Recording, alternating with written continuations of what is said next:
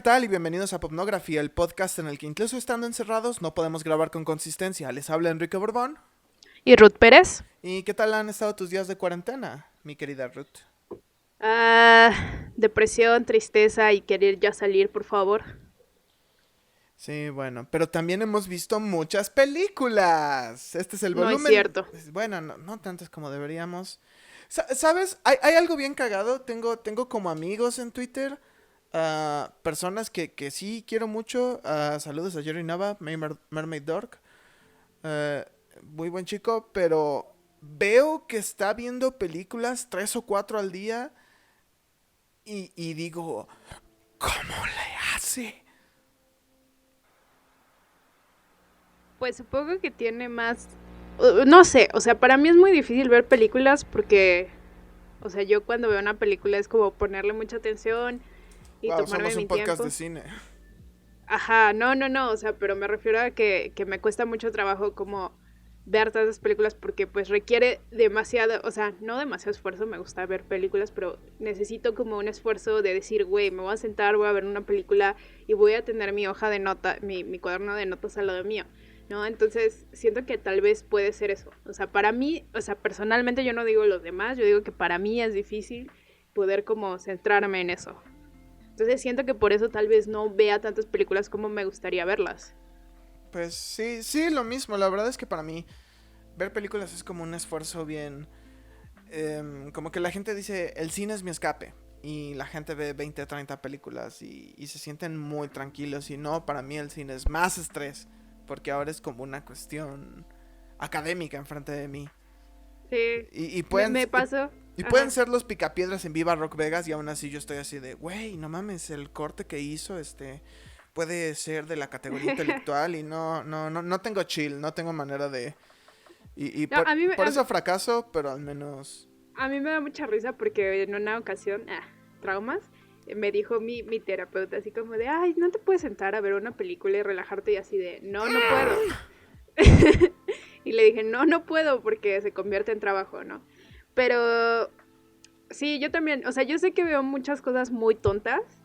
Yo sé que veo mucha programación TNT, como me ha gustado bautizarlo, pero incluso en la pinche programación TNT la estoy viendo y digo, güey, o sea, entonces es difícil, es difícil. Pero bueno, No, yo quiero vamos. saber cuál es mi auténtica actividad de apágate el cerebro por completo.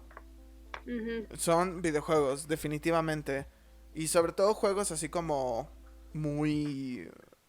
No quiero decir tontos, pero sí muy X. Por ejemplo, mi juego de cuarentena ha sido definitivamente Assassin's Creed Odyssey, que es un juego como de 225,000 horas en la cual nada más caminas. Y solo caminas y de vez en cuando picas a alguien. Y sabes que eso es verdadera gloria. Eso es verdadero... Abajo, bye. Me sorprende que tú digas eso, sobre todo porque eres una persona que hace mucha crítica de videojuegos, entonces es sorprendente. No, sí, o sea... Es que siento que ese es el propósito de ese juego. Es como muy relajante, es muy zen. Porque son tareas repetitivas, tareas repetitivas, tareas repetitivas. Y de vez en cuando te ponen como un evento así de, oh my god, tu hermano es un griego mágico que te va a matar. Y tú, ¡oh, santo cielo! Y, y como que está repunteado con suficiente drama como para que puedas ir caminando y digas, la vida es tranquila y de repente te muestran algo muy pendejo o veas un pinche gladiador con un casco chido y tú digas, güey, lo voy a matar porque quiero su casco. Y eso me hace feliz porque además el juego es en Grecia y me gusta Grecia. Siempre me ha gustado Grecia desde que vi Hércules. No tiene nada que ver, pero me hace feliz. Pues no sé, siento que yo no tengo una actividad propiamente que me haga relajarme más que ver TikToks tontos. TikTok también, creo que es una... Porque, Si hubiera porque, un capítulo extra para cine de cuarentena, vamos a hacer un podcast sobre el cine en TikTok. bueno, pero lo que iba a decir es que yo no puedo hacer eso porque no tengo videojuegos. Yo no tengo ninguna consola ni nada, entonces no juego videojuegos. ¿Tienes tu Supongo que si compu? tuviera supongo que si tuviera dinero me pasaría el tiempo jugando Animal Crossing, pero pues no tengo una Switch. Y escucho música, pero la música también me pone muy ansiosa por lo mismo. Es muy complejo. Pero bueno, ¿podemos empezar a hablar de cine? En fin, sí, cine. El motivo de nuestro estrés, vimos 12 películas, bueno, más de 12, pero estas son las 12 películas de las que queremos hablar, que hemos visto desde el último episodio de cuarentena. Y la primera de la que queremos hablar es la polémica, muy discutida, llamada por algunos el cine de feministo, y llamada por otros como... Es Emma, de Pablo Larraín, como se pronuncia. Ruth, ¿Nos puedes dar una entrada de un pequeño resumen de la trama? un pequeño resumen. Bueno, Emma, que es Mariana de Girolamo, es una bailarina casada con Gastón, que es Gael García Bernal, un coreógrafo muy bofosi el pedo. O sea, sí hay muchas referencias a Old Jazz, sobre todo en una escena o dos. Ellos tienen un niño que adoptaron, Polo. Y Polo es como un pedo medio. Tenemos que hablar de Kevin y le prende fuego a la casa y a la hermana de Emma. Después de esto, la pareja decide regalar al niño. Bueno, no regalarlo, regresarlo a... ¿Cuál sería la versión chilena de como los bueno, lo regresan con la trabajadora social. Y pues lo que desencadena la película es que Emma quiere recuperar al niño, Gastón quiere torturar a Emma, pero también se la quiere coger. Y Gastón odia el reggaetón y Emma lo encuentra divertido, junto con su tropa, que es la que la va a ayudar a recuperar al niño. Eso es Emma en un principio. Ruth, ¿qué te pareció Emma? Pues mira, a mí me emocionó mucho cuando vi lo que iba a pasar en Emma, porque yo dije, güey, es un musical y es de Pablo Larraín y sale Gael García, que es muy buen actor y hacen muy buena pareja cinematográfica y todo, ¿no? Pero, de hecho, yo hasta estuve diciéndole a algunos amigos que odian los musicales, pero aman a Larraín, así como de, güey, no mames, Larraín es un musical. Eso quiere decir que está chido y bla, bla, bla. Entonces, creo que me decepcionó un poco, o sea, la disfruté mucho, la vi, la disfruté mientras la veía, pero siento que me decepcionó en algunas cosas. Por una parte, algo que tú comentaste en el momento que la vimos, bueno, después de que la vimos, que fue como de, yo pensé que iba a ser un musical, porque Emma no es un musical, no tiene estructura musical, o sea, es como una excusa. Pero más bien ni siquiera es una excusa, más bien es como una cosa que sucede en los personajes. Ahora que lo recuerdo, hay 2-3 escenas que sí son musicales. Hay una escena en la que Emma está sola practicando y empieza a bailar y empieza a hacer como toda una dinámica a lo largo de una costa. Y ese fue el único momento en el que yo dije, ok, aquí vamos, entrando. Pero después de eso no hubo demasiado. Sí, y bueno, la otra cosa es que siento que Pablo Larraín había hecho películas muy sobre conflictos internos a través de sus personajes. Pensemos en Neruda, pensemos en Jackie, pensemos en No, cosas así que a pesar de que, por ejemplo, en Neruda tenemos estos dos personajes, pero finalmente es un conflicto interno, es un diálogo que tiene sus propias contradicciones, pero que al fin y al cabo resulta en una idea, ¿no? Y creo que aquí el gran problema es que intenta plantear dos como discursos que yo los definiría en el personaje de Gastón y el personaje de Emma, pero siento que en el personaje de Gastón se diluye muchísimo, ¿no? O sea, se diluye mucho lo que intenta plantear o como la cuestión que intenta plantear, y eso me parece problemático en la película. Sí. ¿Cuáles serían los temas para ti? Bueno, yo siento que mucho del tema acerca de Emma es acerca de el planteamiento de las relaciones, ¿no? O sea, el planteamiento de las relaciones románticas, pero también familiares, y también todas estas dinámicas que se crean a través de la interacción entre las personas. Tú decías un poco de que tenemos que hablar de Kevin, pero yo no lo siento tanto a través de la relación madre-hija, sino a través de algo que yo he notado un poco, y a lo mejor puedo estar equivocada, pero yo lo he notado mucho, el hecho de que en el cine, que ciertas, cine donde se plantean mujeres, su exploración del ser hegeliano, es a través mucho de la familiaridad y a través de las relaciones, que eso lo había notado muchísimo en cine de directoras, con algunas pocas excepciones. Pero creo que en este es un intento de hacerlo, lo mismo que pasa tenemos que hablar de Kevin, acerca de cómo te relacionas con otro y cómo eso te define en esa relación. Y creo que es la exploración de un ideal familiar, de un ideal de que Emma no tiene, o sea, busca esa relación con otros, pero al mismo tiempo no se siente satisfecha.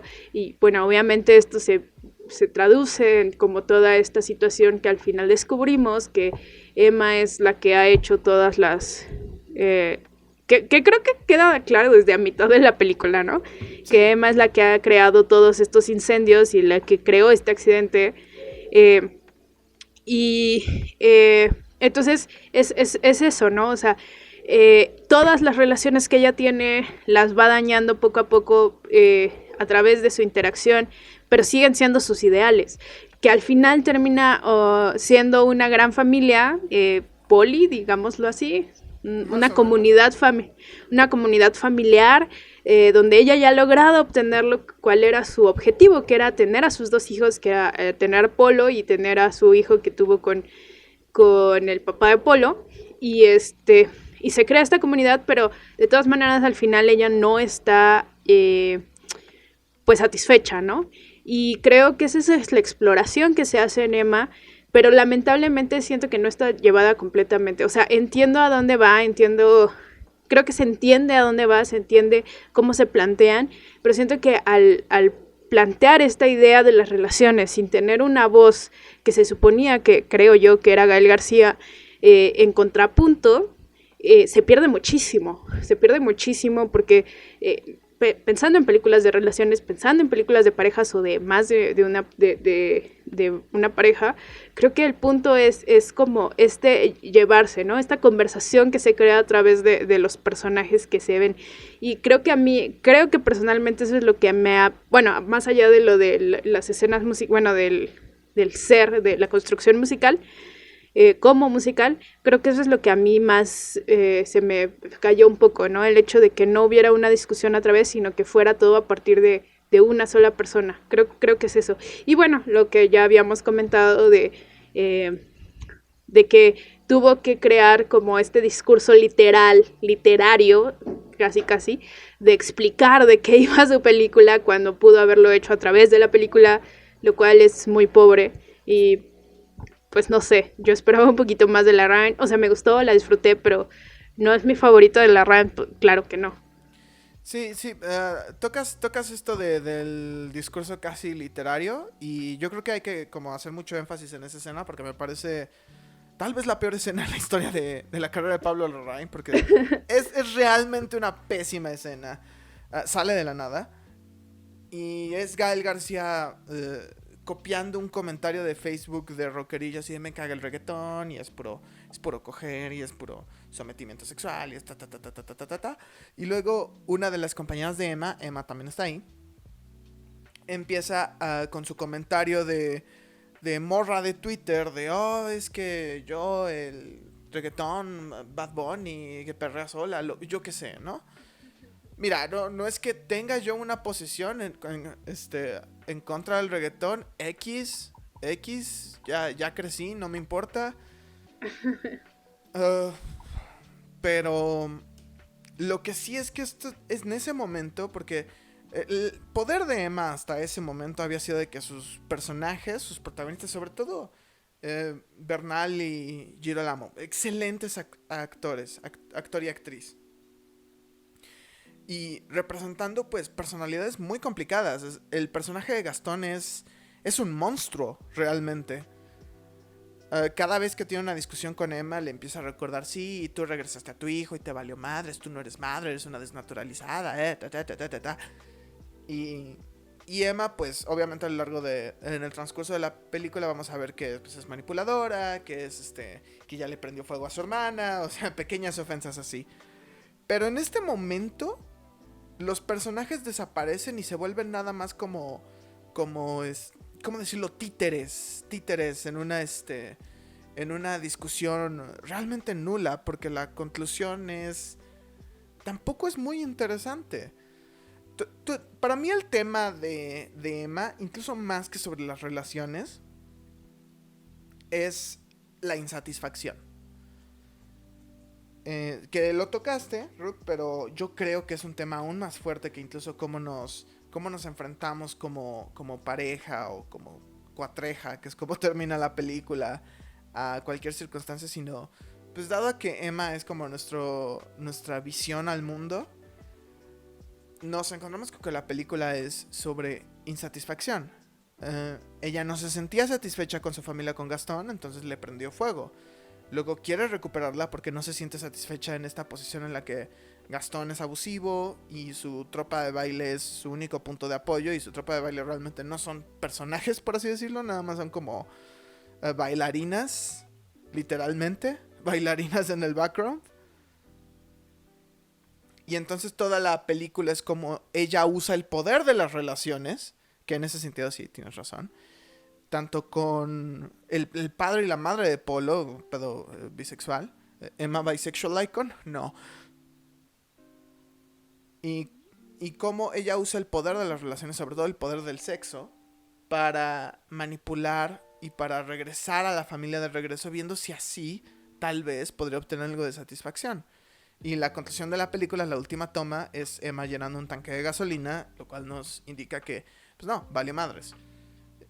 Emma, por eso yo igualo a Emma más que con Jackie, que es como la historia de una mujer que pues lleva la tragedia y la intenta llevar con dignidad, y Neruda, que es este conflicto entre la realidad y la ficción, y cómo la realidad crea la ficción y viceversa. En Emma, más que una película de la Ryan, me recordó... tenemos que hablar de Kevin un poquito por la onda sociopática de Emma, ¿no? Del niño.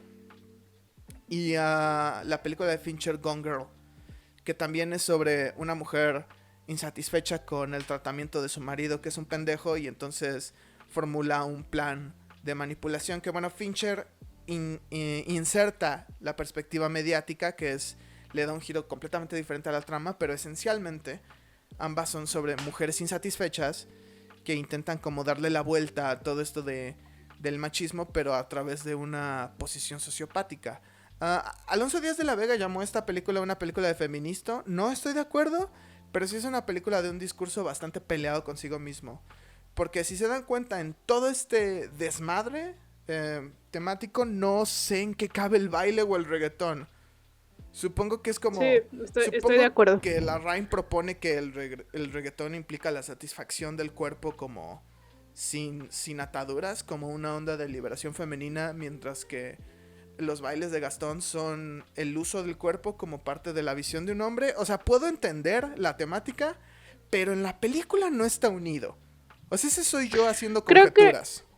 Creo que también una cosa que a mí me llama la atención, ya no para alargarlo tanto porque también queremos hablar de otras películas. Hablar de otras cosas, perdón, es que... Pero creo que también la cosa pasa mucho de que son como capas, pero ninguna capa está cosida con la otra. O sea, como que se van insertando y tienen sentido en un punto en el cual tienes que extenderte por fuera de la película, pero ninguna capa está cosida, y eso me parece un error muy grande, y sobre todo de una persona como la Ryan, que tiene... O sea, no voy a decir que, wow, es el mejor director del mundo. Me gusta mucho, la verdad me gusta mucho el cine de la Ryan. Sí, pero el güey es una luminaria de su generación. Pero siento que sí me decepciona un poquito esa desconexión que hay con como estas capas, ¿no? O sea, tal vez voy a hacer esta metáfora porque acabo de comerme un sándwich. Pero cuando te comes un sándwich, pues todos los elementos son parte de eso. Y siento que aquí solo están puestos como uno sobre otro, como existiendo, ¿no? Sí, aunque cometiste el crimen, el pecado original de cualquier crítico, comparar lo que haces con comida. Soy ego. O sea, bueno, solo voy a decir mi chiste de que siempre he pensado que Ego es la Avelina Lesper del cine, del arte contemporáneo. Pero bueno, pasamos de una sociópata que tira fuego a todo a una criatura que tira fuego a todo, pero realmente no le importa. Vimos Shin Godzilla. Yo ya la había visto.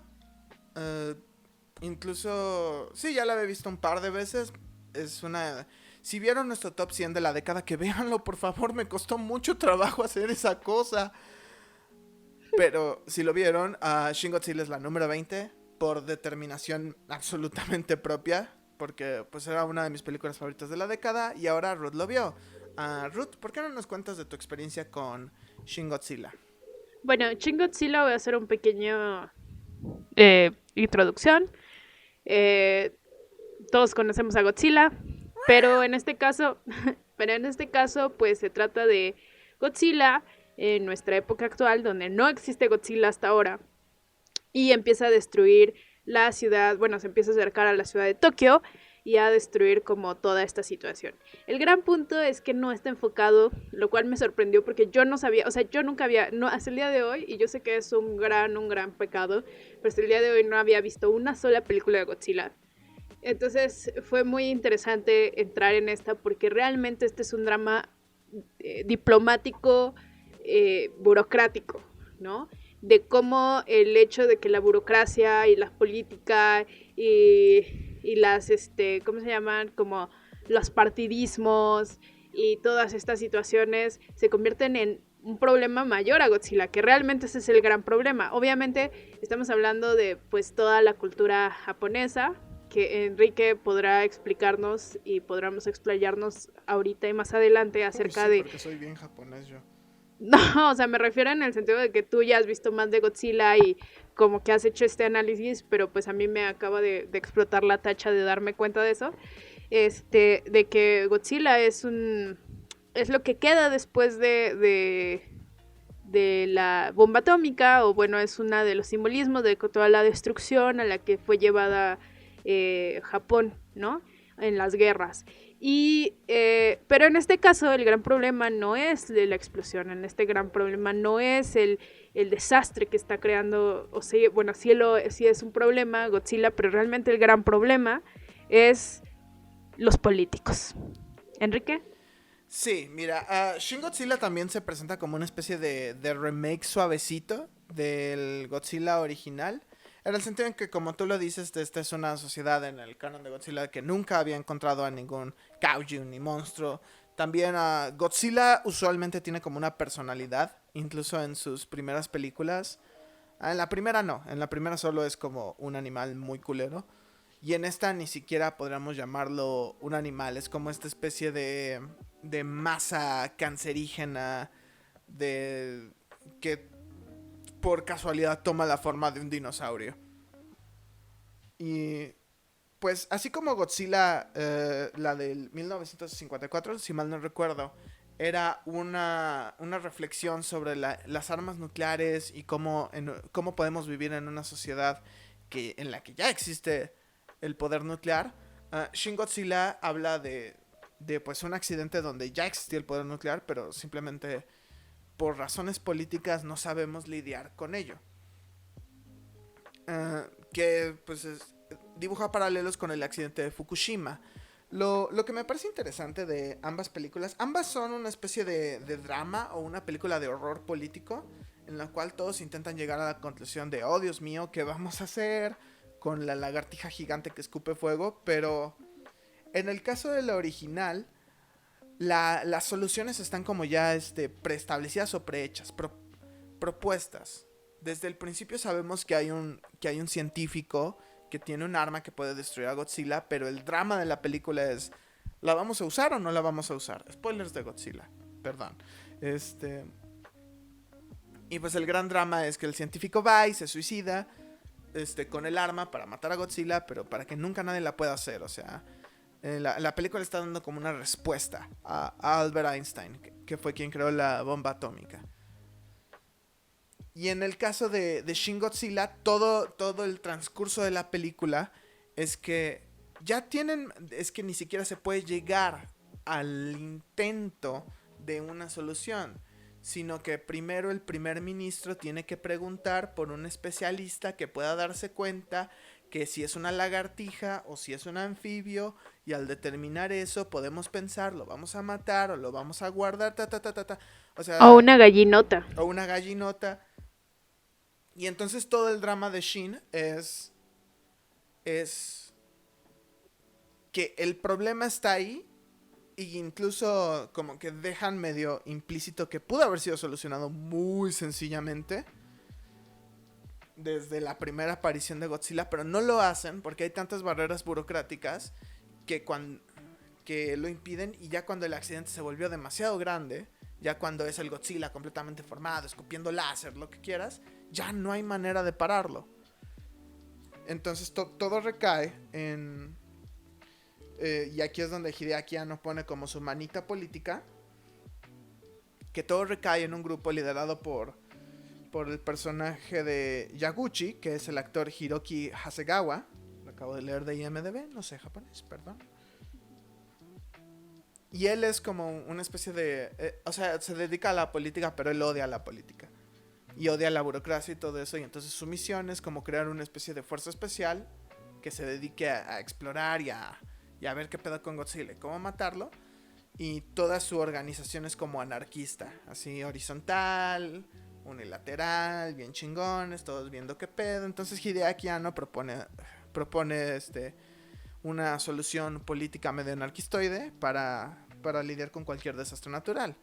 Entonces Ishiro Honda en los 50 da como su declaración de qué se debe hacer con un arma nuclear o con un arma de ese tamaño. Y en la modernidad, cuando ya no es un arma sino un accidente, Hideaki Anno llega a una conclusión de cómo debe ser acomodado el gobierno. Por eso ambas películas son tan similares. Pero lo interesante de Shin Godzilla es que no nada más es político, sino cuando entra la acción, pues es Hideaki Anno, es el director de Evangelion. Entonces la acción es muy, muy buena. Sí. Pues a mí se me hace interesante en este caso, o sea, yo repito que no he visto mucho Godzilla, es la primera vez que veo Godzilla, pero a mí se me hace muy interesante una cosa, que creo que, y eso ya lo habíamos hablado y vuelvo a repetir que lo vamos a extender más adelante, acerca de cómo se modelan los estilos de cine, o bueno, no los estilos, sino las temáticas en el cine de acuerdo a tu sociedad, a tu contexto. Y en el caso de Japón es el caso de la bomba atómica, es el caso de, como dijiste, el accidente de Fukushima. Sí. Y cómo esa temática se va transformando a través del tiempo en el caso de Japón, ¿no? A lo mejor en el sentido de que, por ejemplo, en la actualidad, o bueno, cuando sale Shin Godzilla, la problemática que existe por la cual empieza el conflicto real de Godzilla es el de la diplomacia y el de las relaciones internacionales y de la extranjerización. Y obviamente, por supuesto, la intervención estadounidense claro. En Japón, ¿no? Que si bien es una cosa muy constante en el cine japonés y todo esto, aquí se ve muchísimo más en cuanto a la manera en la que están, en la que puedes estar atado de manos simple y sencillamente por un papel. Uh-huh. O por una reacción diplomática, ¿no? Que es un problema que chistosamente es muy interesante que lo hayamos visto en tiempo de coronavirus, porque cuando nos damos cuenta que es un peligro que puede ser a nivel mundial, a nivel nacional y todo este tipo de cosas, se siguen respetando estas situaciones. Sin embargo, esto limita muchísimo no voy a decir el derecho nacional, porque no estoy muy de acuerdo en eso, pero sí limita mucho la resolución de problemáticas, que eso para mí fue lo fantástico de Godzilla. O sea, para mí lo fantástico de Godzilla fue la manera en la que cómo puedes resolver toda una problemática, como tú dices, a través de dejar de lado todas esas cosas y tomar las decisiones a través de las relaciones, ¿no? Y cómo también esas relaciones, porque al fin y al cabo, la gran solución es que tuvieron que necesitar ayuda del extranjero para poder poder resolver el problema en contra, que el gran enemigo de la película es la diplomacia, es la burocracia y los poderes políticos, ¿no? Claro. Entonces, creo muchísimo, a mí se me hizo muy interesante justo haberla visto en cuarentena, justo haberla visto en este momento, Shin Godzilla. Me gustó, no sé, no soy tan fan de Godzilla hasta ahora. Supongo que voy a ver las otras películas de Godzilla, sobre todo las japonesas. Bueno, aquí tengo la conexión, estoy listo. Y bueno, pero tenemos otra película acerca de bombas nucleares. Y monstruos gigantes. En Japón. En Japón.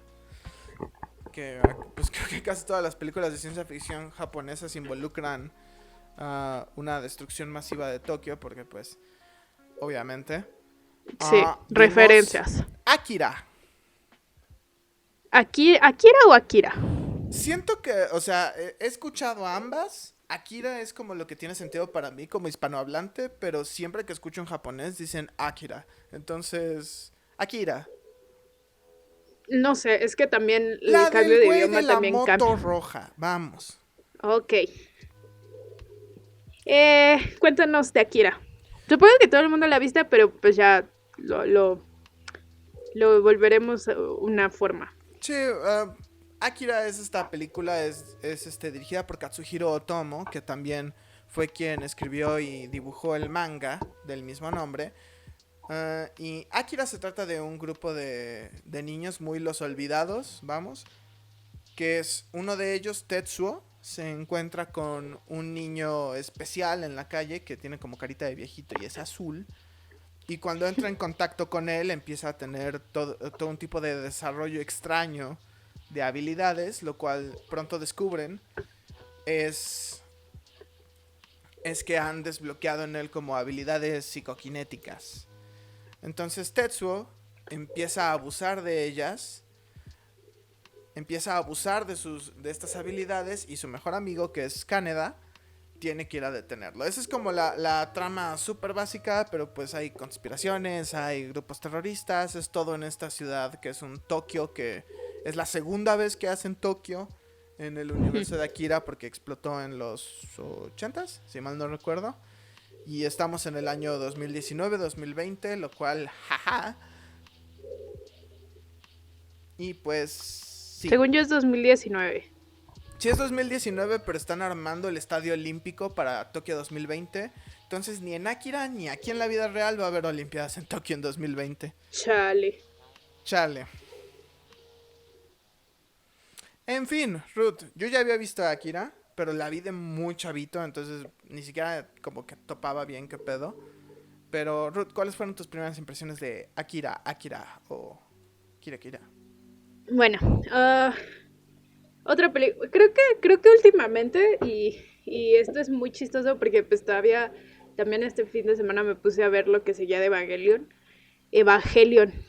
La verdad es que me parece, o sea, yo sé que tal vez me digan, güey, te vas a volver otaku, pero me parece muy interesante la ciencia ficción japonesa. Me parece impresionante como su trabajo, que es completamente distinto al occidental. Uh-huh. Son como tú muy bien dices, toda la ciencia ficción japonesa, vuelvo a lo mismo, es una temática constante porque es parte del contexto, pero la manera del tratamiento. Ahora, siento que, como te dije ese día, bueno, me parece muy interesante la ciencia ficción japonesa, y vuelvo a repetir todo lo que dije en Godzilla, que sí tiene que ver muchísimo con la manera en la que ese momento histórico, digámoslo de así, distingue a la obra en sí, ¿no? Que esa es la diferencia entre Evangelion, entre los Godzillas, entre Akira, entre todas esas cosas. Obviamente una se alimenta de otra, pero cómo también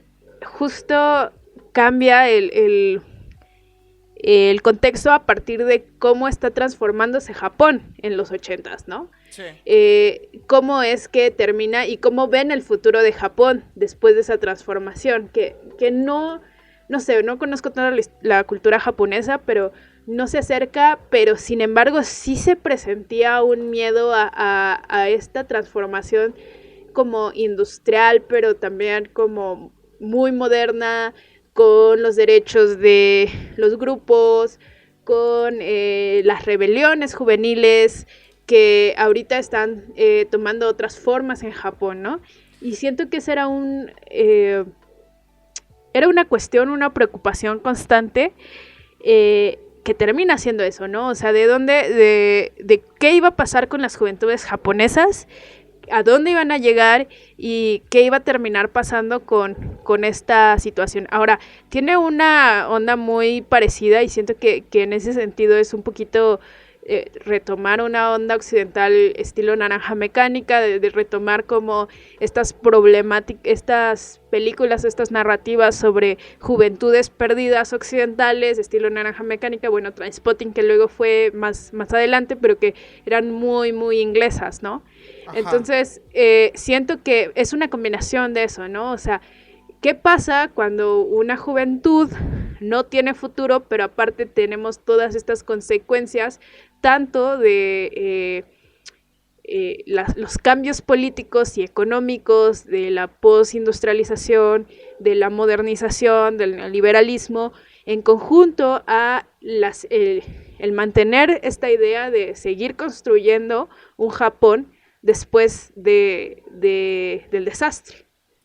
Claro, y de hecho, para mí como la temática principal de Akira, o sea, usa un poquito más o menos los mismos temas de la Godzilla original, de qué hacer con poder ilimitado, ¿no?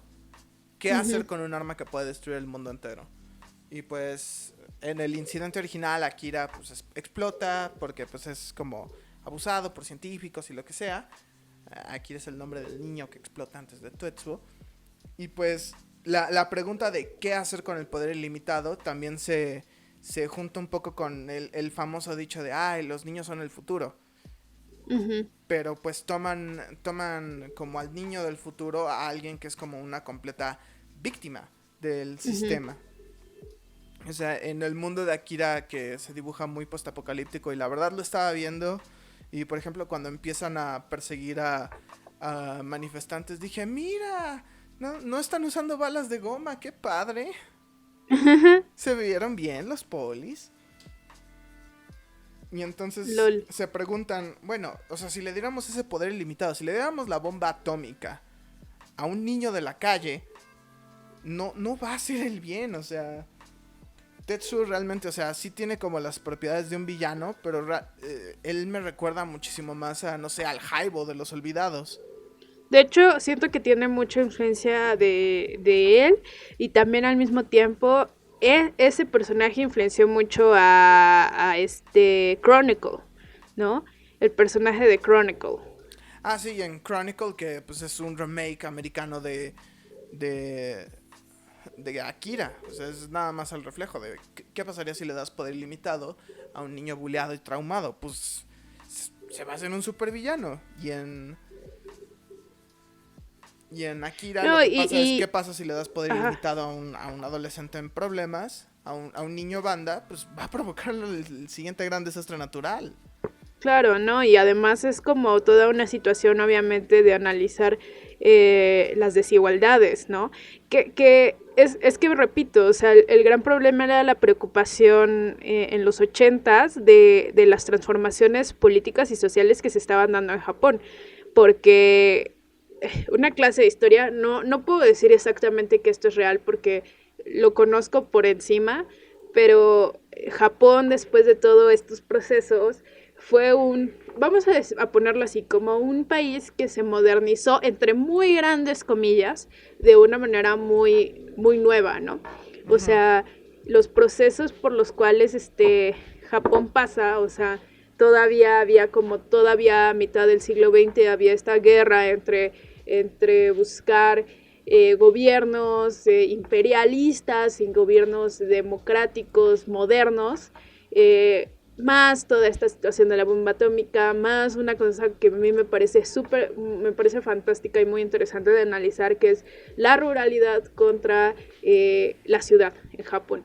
Y en este caso, cómo integrar esta posición en cuando se cambian todos los papeles, cuando Japón está entrando al capitalismo y de repente ya no es capitalismo, ¿no? Ya no es una era industrializada, sino es una era neoliberal. ¿Y qué va a pasar con las juventudes japonesas? Que también se ha transformado muchísimo la manera en que se veían a los 80s a lo que se ve actualmente. Claro, por supuesto que Japón hay una situación de desigualdad muy grande, pero era una preocupación de lo que iba a pasar en el futuro, ¿no? Siento que a lo mejor puede ser, no lo sé, puede ser un poquito alejado de la realidad japonesa lo que ellos planteaban, pero de todas maneras se mantiene. Ahora, a mí me gustaría hablar de un personaje muy importante que a mí se me pareció o me llamó muchísimo la atención, que es ahora sí el personaje del científico que hablabas en Godzilla. Ajá. El personaje del científico que aquí es un inútil, Ajá. ¿no? O sea, que es un personaje inútil. Es un personaje que es hasta, bueno, en un gran lugar patético que no tiene control, que no puede, o sea, que ni siquiera es que sea bueno o malo. Simple y sencillamente existe en esta situación como alguien que ni siquiera está entendiendo hasta dónde está llegando o la gravedad del asunto, ¿no? Entonces eso también se me hace, a mí se me hizo muchísimo una situación volvemos a lo que decías, a la figura de Einstein, en ese sentido de que los científicos solo están ahí en muchas ocasiones, o bueno, esa es la crítica que se hace para, para crear cosas, pero ni siquiera se están haciendo responsables de lo que está pasando, de lo que están haciendo, de los procesos que se están integrando. Y creo que también en ese sentido hay una crítica y una idea muy bioética de hasta dónde tenemos la capacidad los humanos o dónde deberíamos tener los humanos de manejar la ciencia a nivel social, o cuál es la irresponsabilidad social que tiene la ciencia en ciertos niveles, que es lo que pasó en la bomba atómica, ¿no? Claro, sí, me parece un punto muy interesante el que traes con la idea del científico. No creo que Japón quiera mucho a Albert Einstein. Porque realmente a donde veas en la ciencia ficción japonesa hay como representaciones muy crueles de Einstein, que se las tiene completamente merecidas, ¿no? Pero bueno. Claro, claro. Y en fin, bueno, eso es Akira y pues sigamos hablando sobre las juventudes afectadas. Vamos a ver cuándo crecen. Vimos una película mexicana, un hermoso documental, Los Ladrones Viejos. Bueno, nos puedes... Ah, Claro. no, me toca a mí, ¿verdad? No, yo lo digo. Ok. Los Ladrones Viejos, la leyenda de Artegio, es un documental de Berardo González que cuenta la historia de alguno de los ladrones más infames de la historia de México. Sobre todo, me atrevería a decir que es el protagonista de este documental, es un hombre llamado El Carrizos, que es este señor Apodado. apodado El Carrizos. Pero bueno, ese es el nombre que él da al mundo, ¿no? Y lo que pasa con El Carrizos es que él era como un ladrón que se conocía como zorrero, que entraban por las ventanas o por las puertas. Nunca, según El Carrizos, nunca le hizo daño a nadie. Y pues él era el mejor. Y tan bueno era que le robó a 2 presidentes. Que fue a Luis Echeverría, que robó su casa. Y a... ¿cómo se llama el cabrón que defendía el peso como un perro? El que quemó la cineteca. Sí. Que le robó la casa de Luis Echeverría y la bóveda de López Portillo. Entonces el documental busca adentrarse en el mundo de los ladrones de la época clásica o tal vez la época de oro de los ladrones, cómo operaban, cuál era su ética, de dónde vienen la mayoría de ellos, sino es que todos ellos vienen de lugares extremadamente de extrema pobreza y usaban el robo como para salir adelante, pero pues otros, o bueno, por ejemplo el Carrizos, que ascendió hasta volverse líder de una banda de ladrones. Y pues dónde están ahora, que al final, spoilers, pero se revela que todos están en prisión y están cumpliendo condenas, ya sea por homicidio o porque les hayan injertado algún crimen o lo que sea. Y también cuentan como su historia de cómo se relacionaron con el mundo político, además de los robos, sobre todo las relaciones con Durazo o un famoso comisionado de policía conocido como el Vampiro. Entonces está deliciosamente contado y bueno, Ruth, cuéntanos tú de Los Ladrones Viejos. Pues yo creo que Los Ladrones Viejos fue una... No sé, a ver, espera, es que estoy pensando qué voy a decir. Dame un minuto. Me agarraste de sorprendido. ¿Cómo de que sorprendida? O sea, bueno, de la nada. O sea, creí que ibas a seguir hablando. Ay, pues amor, velo pensando. Está bailando mis ideas.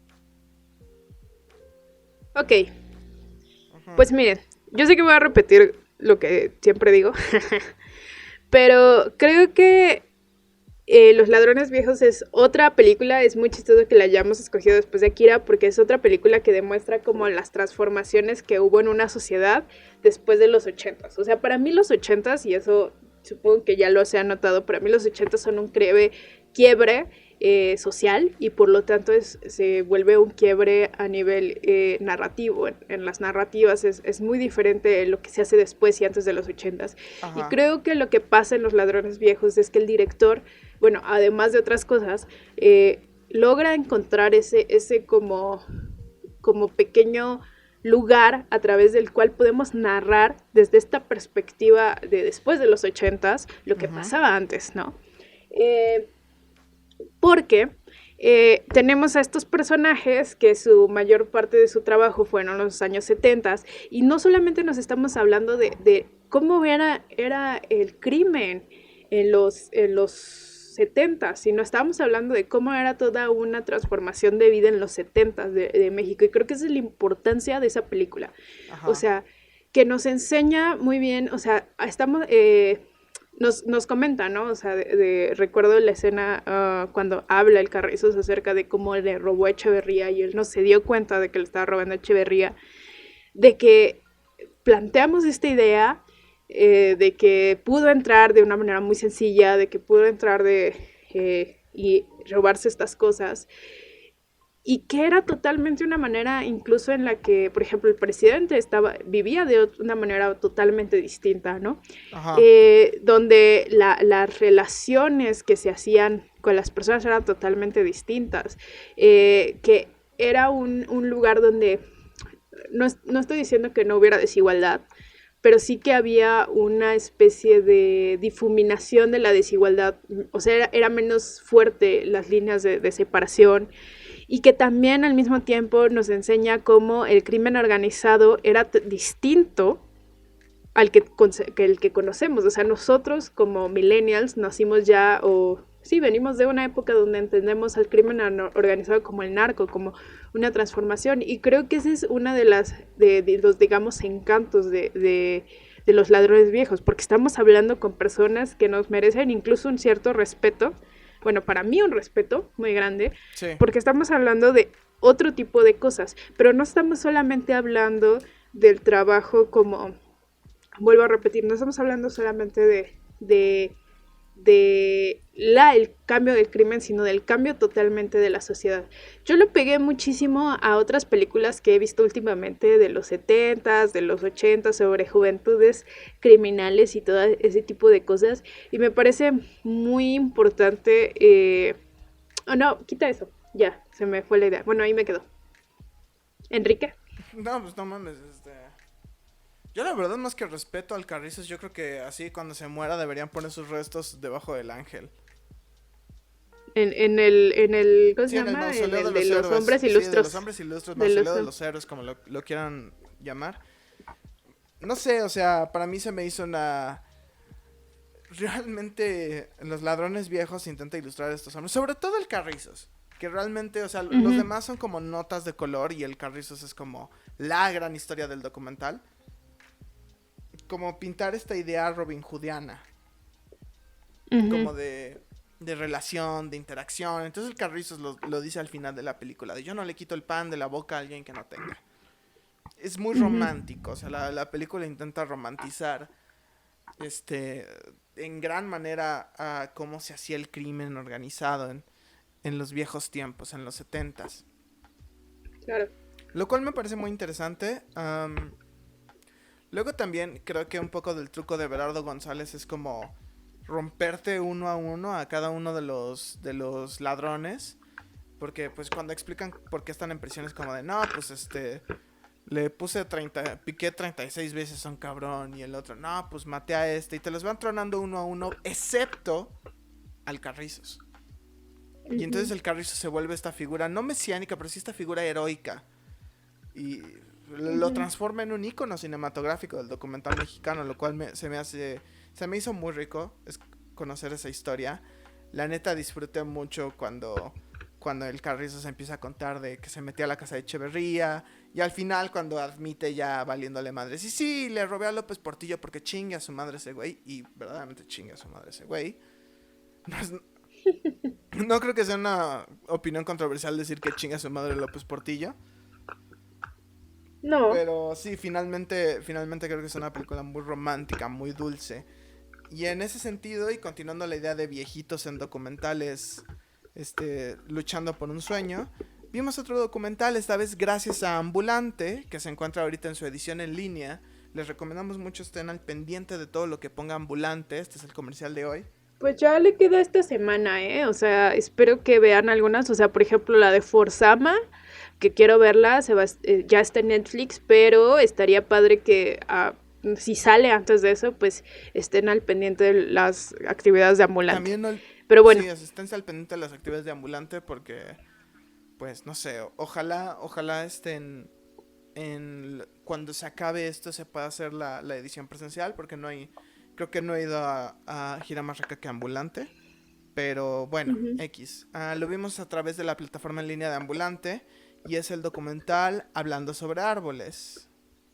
Ruth, ¿por qué no nos cuentas de qué va Hablando sobre árboles? Bueno, Hablar sobre árboles es una película que es un documental sobre un grupo de cineastas sudaneses, Sí, sudaneses, no sé si sea el gentilicio, sudaneses, que fueron, es sorprendente, ¿no? Porque fueron grandes directores de cine de los años, regresamos a los 70s, a los 60s, de Sudán, y que a partir de las situaciones políticas que se dan en el país, su trabajo ha sido muy limitado, tanto a nivel de producción, tanto a nivel de distribución, y lo que ellos están buscando es lograr que las personas en el lugar, sobre todo en este lugar que es un lugar que está fuera de los límites de las ciudades, que está fuera de lo que nosotros entendemos como es un pequeño pueblo, se acerquen al cine y ellos empiezan a viajar. Bueno, su día a día es tener una pequeña camioneta con un proyector y enseñar películas que ponen la de tiempos modernos. Creo que es tiempos modernos, y se la llevan a varias comunidades para que la gente vea este cine, ¿no? Y al mismo tiempo ellos están trabajando para poder rescatar un viejo cine, lo rentan, hacen todo el trabajo, compran o rentan una pantalla para poder llevar una película y que la gente tenga esta experiencia de cine, ¿no? En este pueblo donde no existe. El gran problema y el gran conflicto que sucede es que debido a las situaciones políticas, el tener más de una cierta cantidad de personas, más de 20 personas en un recinto, les resulta peligroso. Sí, se considera un acto político. Se considera un acto político y, spoilers a la película, no logran poder, a la película acaban que siguen luchando para poder llevar a cabo este acto después de que habían logrado encontrar una película, habían buscado a la gente que les interesaba, habían hecho todo este esfuerzo y sin embargo siguen en este juego. Al mismo tiempo, pues podemos ver como todo el trabajo de los cineastas, porque no son cineastas normales, o sea, fueron personas que estudiaron en la Escuela de Cine de la Unión Soviética, que fue una gran escuela de cine. Ahí también salió Sergio Aljovich, gran director mexicano. Ajá, y escuelas inglesas, escuelas americanas de cine, y son grandes representantes del cine sudanés, pero ellos se regresan y obviamente al ser así también son de alguna manera sospechosos, ¿no? Por sus relaciones comunistas, por sus militancias políticas, ¿no? Pero al fin y al cabo, estos señores que ya son grandes, pues lo único que realmente quieren es llevarle al cine a la gente. Y pues no sé, ¿tú qué opinas de esta película, Enrique? A mí se me hizo muy interesante el proceso de verla porque una de mis películas favoritas es una película mexicana, director Juan Antonio de la Riva, se llama Vidas Errantes. Y el tema de Vidas Errantes es un señor en su camionetita y un empleado llevando el cine por todo el estado de Durango e intentando construir un teatro que, pues, spoilers, pero vean Vidas Errantes, es una de las películas más hermosas que he visto en mi vida. Al final de Vidas Errantes, un incendio, pues ahora sí que un incendio de matorral, termina destruyendo el teatro por completo y el hombre pues pierde su sueño de tener un cine, pero al día siguiente se levanta y dice, bueno, pues vamos a juntar para la madera, y se va en su camioncito para seguir proyectando películas y yo lloro, cada vez que lo veo lloro, no puede ser.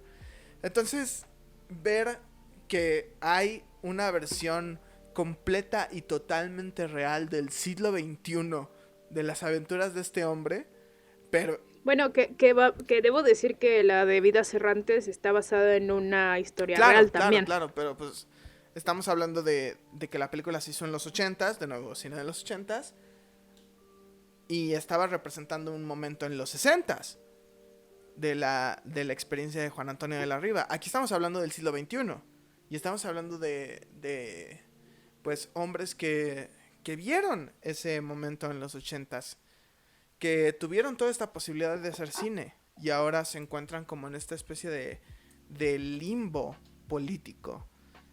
Entonces la película se me hizo impresionante, todas las conversaciones que tenían,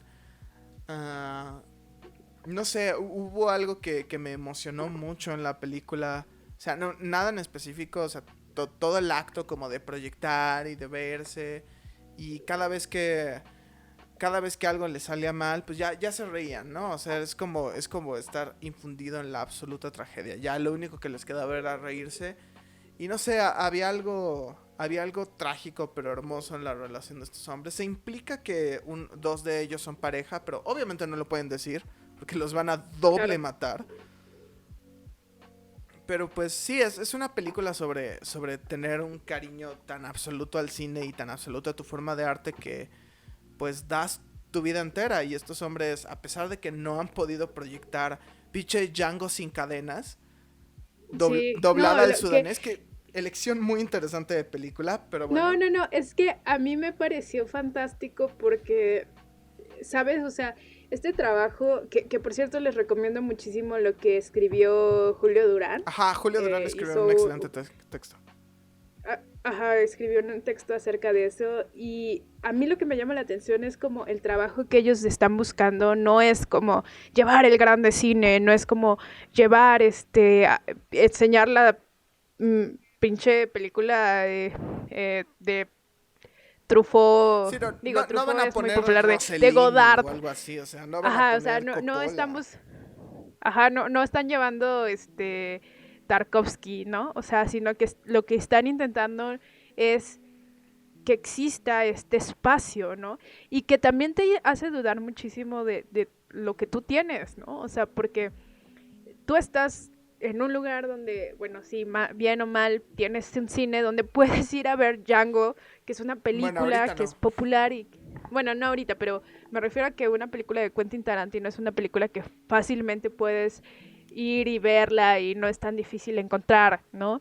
Y en cambio aquí el proceso para que puedan ver Django, que es una película popular para nosotros, es muy complicado, y que al mismo tiempo Django está siendo una película que, o sea, da respuesta a algo que la gente quiere, porque ellos llegan y obviamente, por lo que podemos ver, yo no conozco cine de ellos, pero por lo que podemos ver, ellos son cineastas que están ya no quiero decir en un nivel superior, pero sí en un nivel de experimentación, en un nivel narrativo, en un nivel de discurso muy fuerte por todo lo que han vivido, por todo lo que saben a través de sus vidas y a través de sus conocimientos, y sin embargo a ellos no les importa llevar Django sin cadenas a un cine porque no les interesa que que sea el gran cine, sino que sea el cine, que se inicie este espacio. Sí, ¿no? lo que quieren Que se traer es como inicie esta experiencia colectiva, ¿no? O sea, vamos a juntarnos todos en una salota a ver una pantallota. Y eso es todo el drama. Y el hecho de no poderlo lograr, es una frustración absoluta. O sea, yo diría, bueno, Claro. o sea, che, no sé, no sé, se me hizo tan fantástico y tan trágico. Y pues espero que pues, el documental se estrenó en 2019, pero el metraje es de 2015, me parece. Y pues espero que estos Ujú. hombres hayan logrado alguna de sus metas y que haya un cine en Sudán y que todo el mundo pueda ver Django sin cadenas. Me vale verga, yo solo quiero que sean felices como el Doncito de Durango. Y pues Pues sí, sería interesante saber qué ha pasado. Y obviamente me quedó muchísimo el hambre de ver. Que siento que, digo, voy a hacer aquí un anuncio. No un anuncio, pero siento que hay mucho con el cine asiático, siento que hay mucho con el cine de Medio Oriente, obviamente con el cine europeo y latinoamericano. Pero siento que un cine que ha sido como muy como que no ha tenido tanta, no tiene tanto llamado es el cine africano, ¿no? claro. O sea, ¿qué está haciendo el cine africano actualmente? ¿Cuál es la historia del cine africano? Y la verdad es que te queda mucha hambre de saber qué hicieron estos creativos, ¿no? Sí, claro, y pues nada, o sea, pues se me hace muy cagado de que la película parezca un remake de Vidas Errantes. Supongo que estas son aventuras del tercer mundo. Y es muy trágico ver que la misma historia se puede repetir dos veces en Claro. a tanta distancia y en un periodo de tiempo que pues, si bien parece largo de los 80 a los 2010 no es tanto. No. Entonces, pues sí, eso fue hablar sobre árboles.